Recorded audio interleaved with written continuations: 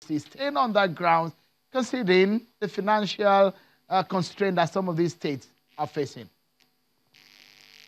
Absolutely, we are still on that. Any governor or any party that is not worker-friendly is not prepared to pay minimum wage. We are assuring that candidate that Nigerian workers will not vote that candidate or the party.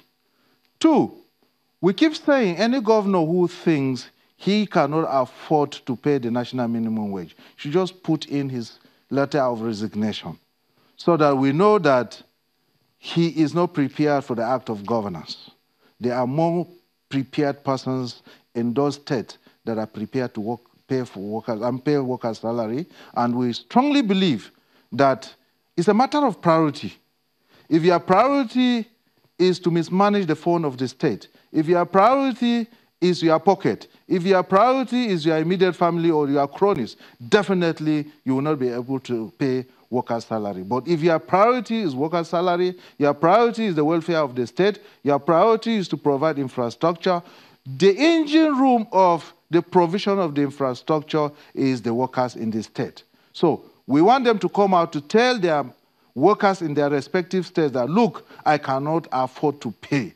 Then the workers will know what to do, and we'll mobilize them to do the needful. Is Labour considerate and being realistic in this sense? Or perhaps from some of the criticism against Labour is that maybe Labour is using the opportunity of the election to drive home what is almost impossible for some of these governments to achieve. Is Labour realistic that, well, if you agree on getting 30,000, another thing is them being able to pay?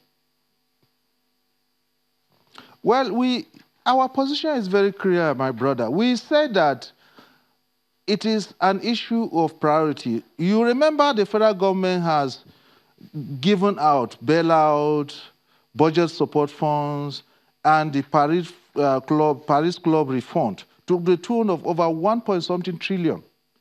Yet, they are still crying they want money. And when you go down the books, most of them have mismanaged these funds. So what we are saying is, bring how you spend the resources given to you by the federal government. Then we will be able to sit on the table and see whether you'll be able to afford or not. But for now, the needful should be done. We need the law to be in place. Then we get down to the states where they think they cannot afford to pay. Then one after the other, we address them.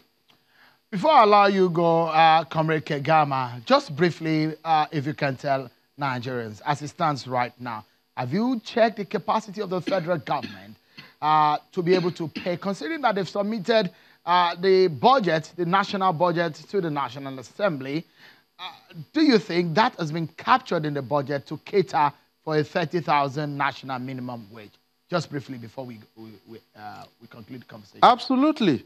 The Minister of Budget and Economic Planning has assured us that has been done in the 2019 appropriation bill that is presented to the National Assembly. So we don't envisage any problem with the federal workers. Our problems are with the states. And most of the states have committed themselves to paying the 30,000 naira. For the few states, we keep saying, show evidence of what you receive, show evidence of how you expend your receipts from the federation account and your internally generated revenue to prove to us that you will not be able to afford. Put them on the table. We are prepared to address the matters with you in a very, very reasonable disposition. But to tell us that you cannot afford, we do know.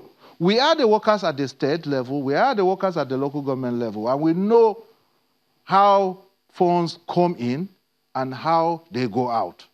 So our position is that they can afford. It's a matter of making up their minds whether you are prepared to pay or not to pay. If you are not prepared to pay, we also have our options.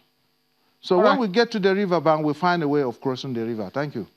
Comrade Bobo Kegama, President, Trade Union Congress, it's a pleasure having you, and I wish you and your colleagues the very best in these conversations in the future. Thank you so much. Honorable Bobo Kegama, President TUC. And now, yes, another controversial matter in the land, and it is in the south-south region of the country, Rivers State, where the court has thrown up a very critical debate over the chances of the APC in that state. The Federal High Court, sitting in Port Harcourt, yesterday nullified all primaries conducted by both factions of the APC in Rivers State. The court judgment also restrains INEC from presenting Mr. Tony Cole and Mr. Magnus Abe and others as candidates in the 2019 elections in Rivers State. Abe emerged candidate of the APC in a parallel primary, but the national leadership of the party submitted Mr. Tony Cole's name as his candidate, insisting he emerged from the primary conducted by the party. Mr. Abe's faction had approached the Supreme Court over the appeal court ruling validating the congresses of the APC in Rivers State. The Supreme Court, however, invalidated the ruling of the appeal court and ordered the parties to return to a lower court. Let's hear from one of the candidates affected by this judgment tonight. Mr. Tony Cole joins us now from our Abuja studio. Thank you so much, Mr. Cole, for your time on the program tonight. Where does this leave you? It does dim your chances of getting a ticket to run in this race, doesn't it? Well, I wouldn't say so. Well, good evening, first of all. And in politics, one of the things that we've learned very, very quickly is that you have all the opportunity to extend and work with the courts until it is over. And so what we have now is the case that is running in the court. A lower court made a judgment. A higher court has ruled on that judgment. There's still the appeal court to get to, and there's still the Supreme Court to get to. And so we have followed all the proceedings as available to us, and we will continue doing so until the matter gets to its conclusive end. So if the court is restraining you from presenting yourself, or the party presenting you, or INEC recognizing you, it does limit you from campaigning, is it? Yes, but we still have the opportunity to appeal that, because we don't agree with that. Some of the things that were said by the court, we will obey, we will listen to it. So I was to campaign today. I stepped down on that campaign while we file an appeal against the ruling of yesterday.